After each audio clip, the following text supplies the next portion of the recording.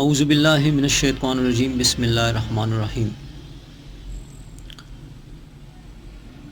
मोहतरम वज़ीर तालीम साहब, अस्सलाम वालेकुम।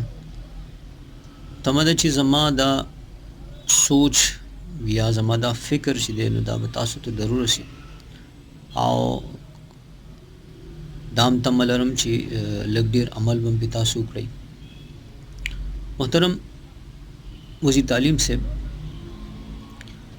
که تاسو به ښه خبر یې چې یاره په سرکاري سکولونو کې اکثر ماشومان داسې وي چې هغه د لاچارۍ نه د برانډ او د پرایویټ سکول د نه افورډ کولو د وجې نه دې سرکاري سکول ته راځي او سبق وایي.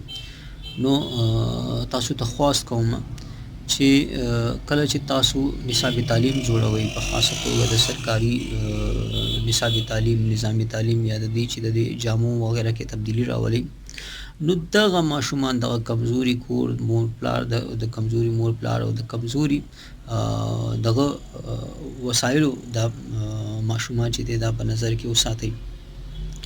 په ځکه چې دغه ماشومان چې دی نو نشي افورډ کولی هغه شان جامې، هغه شانتې ټیوشنې، هغه شانتې ګیجټس کوم چې پرایویټ سکولونو یا برانډ نظامي تعلیم کې ماشومان افورډ کولی شي.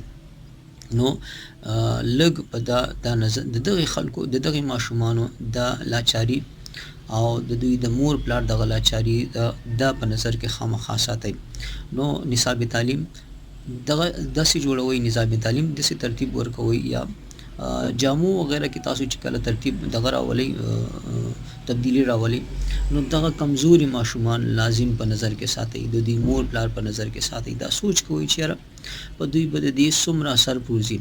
آیا دا خو به نشي چې یاره دوی ته به دا خپلو بچو دا تعلیم چې دی دا مشکل شي، ځکه چې د دوی یو بچی وي، دوه وي، درې وي، نو لازم ده چې د هغوی هغه معاشي حالات ته به کتل غواړي او د هغوی هغه مجبورو ته به لازم کتل غواړي.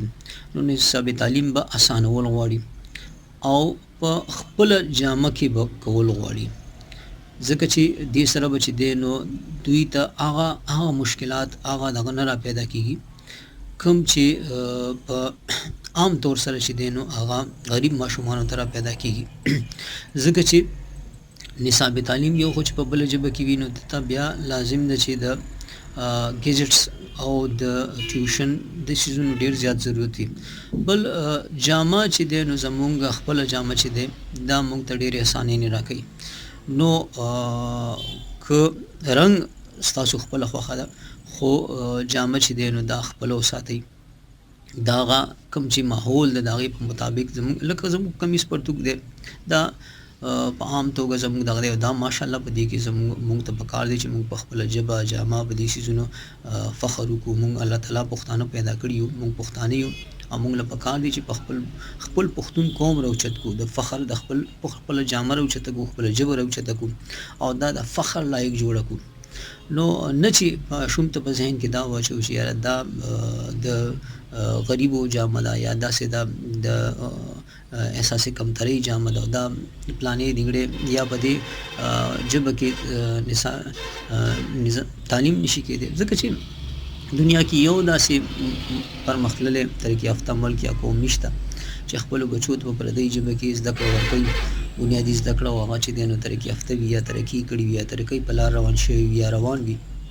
نو تاسو ته خواست کوم چې د برانډ نظام تعلیم پیښې چې دی نو هغه په سرکاري سکولونو کې زما په خیال چې نه دي پکار، لږ غور پکار دی، لږ تاسو په خپله غور وکړئ چې یاره په سرکاري سکولونو کې هغه ماشومان چې کوم د مجبورۍ نه د لاچارۍ نه چې دی نو هغه د سرکاري سکولونو ته راځي او هغه چې دی نو نشي افورډ کولی هغه برانډ نظامي تعلیم.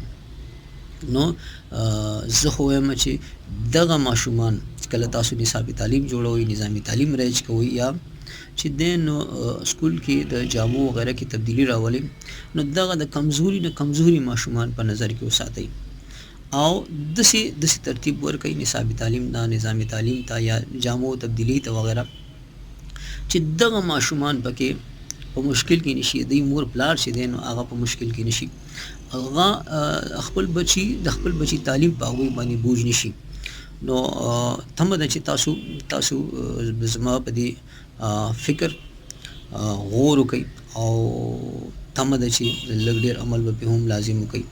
الله مو تل ښاد او باله الله دې پښتون قوم، پښتو ژبه، پښتو جامه، پښتنه جامه چې دی نو په نړۍ کې داس کې غړی هغه قوم ژبه او جامه وګرځي. آمین. مننه. الله مل شه.